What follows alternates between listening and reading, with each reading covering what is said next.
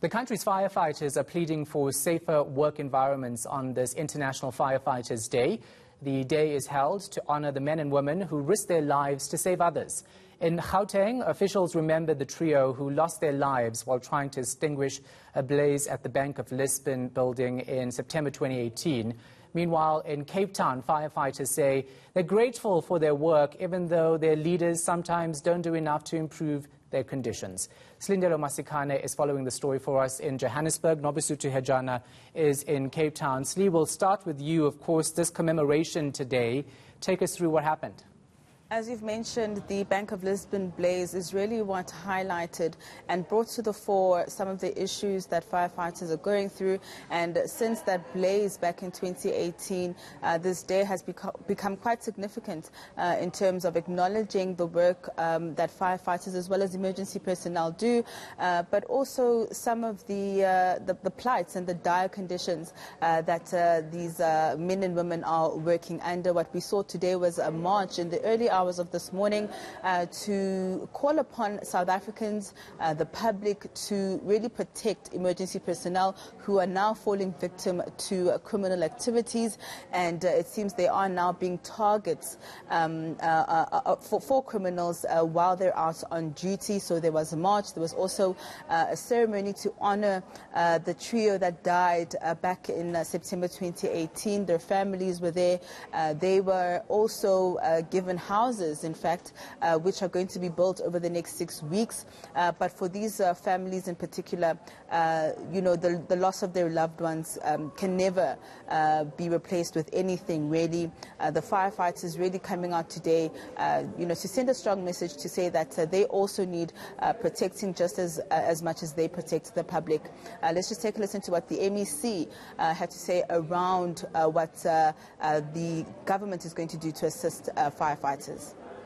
As the provincial government, we will be merciless in dealing with municipalities that are not adhering to the necessary protocols, including making sure that the required resources are made available.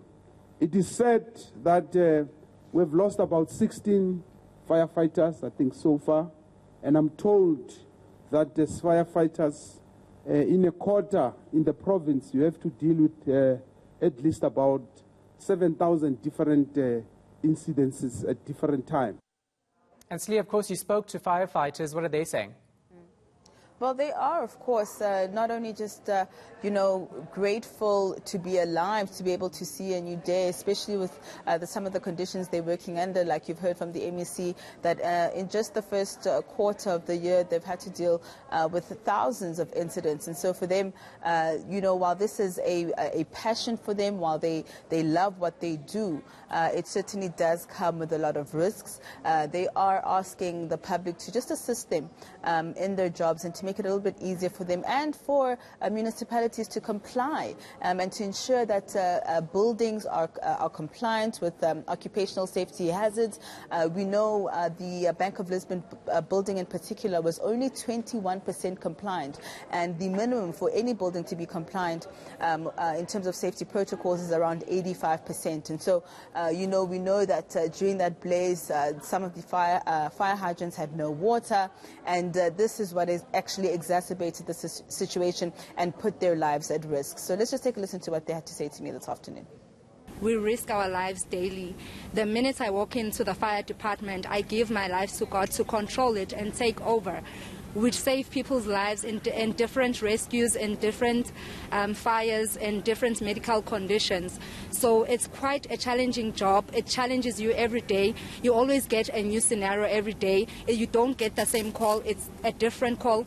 From rescue to fire calls to medical calls, we deal with every rescue call and every medical call. So it's quite a challenging job that needs one to actually love the job so that they be able to actually perform in their work. To come here to be a firefighter, our aim is to save life. So we just plead to the community, they must be aware that the firefighters, they are there to help them, not to fight with them. So they must stop to killing us, abusing us when we're going out for the fire calls and our MVAs. All right, let's move to Cape Town. Nobesuthu Hejana is standing by. So, Nobesuthu, we saw firefighters hard at work in the mother city just recently. How are they feeling? Well, Shahan, usually this time of the year would see a number of festivities in the Western Cape to honor and celebrate the work that is done by many of the firefighters. But we heard from the city of Cape Town that due to the COVID-19, they've had to stop those festivities. But for the first time in my life, I'm able to command what is happening on the screens now. Normally would be seeing some of these activities throughout the city to celebrate and honor firefighters around the city. But what it means for them, Firefighters Day, would find out from the spokesperson in the city. And I'm joined by Mr. Jermaine Carrelse, who's going to be telling us about Firefighters Day. So you did say that when we were speaking off air that the last time you celebrated this was back in 2019. Yes, good afternoon to you and your viewers. Yes, in 2019 we had a celebration day at Stellenbosch, where various municipalities came together. We had the city, we had Drakensberg, Overberg, smaller municipalities as well, where we showcase the vehicles and the various skills as demonstrated by the two staff members here. So it gave the opportunity for the public to actually see what the guys are doing, from normal abseiling to how to put out a normal bushfire, or as well vehicle extrication. So it gives you the interaction with the public, and that is a way of us giving them something back, and they in themselves honoring us as firefighters on that day. And we were also talking about, we normally see them putting out fires, but there's more that they do on a daily basis. And I actually got an opportunity to speak to someone who was saying that they sometimes deliver babies. Yes, I think a lot of coverage only goes to where firefighters put out fires, but we've had instances where babies were delivered on a roof of a garage. We got people that come to the fire station when there's trauma cases, where they were shot, they were stabbed, where the guys give them medical attention. We've got hazmat technicians that is trained. Then we've got the fire safety section where all the big buildings, if a mall goes up, they have to pass the fire safety code, so it would be safe for the patrons to go into the malls. And as much as we are honoring these crew members, but there are some of the issues where we know that a number of firefighters are still waiting to hear from the city about their jobs. So do you have any information on those issues?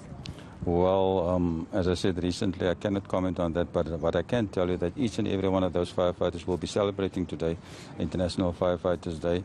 And we must be mindful of the fact that even though they are always ready to protect lives and save property, they also got families at home. So we're also going through a difficult time with the pandemic. So people must just be mindful of that as well. And what is your message to South Africans about Firefighters Day? What is it that they should do to honor them? I think it should just, a lot of people just drive by fire stations and don't actually know what the guys are actually doing on a daily basis. But maybe if they stop and just give them a honk or give them a wave. We cannot have that interaction now due to COVID-19. But even that generous, just a thumbs up for the guys, I think that means a lot to the firefighters. All right, thank you very much for your time, Mr. Carrelse. Well, Shahan, there you have it from Mr. Carrelse, who's speaking on behalf of the Fire and Rescue Services in Cape Town, talking about, although they did not have an opportunity to celebrate and honor them, but they are appealing to maybe the public in general to show their appreciation to these men and women.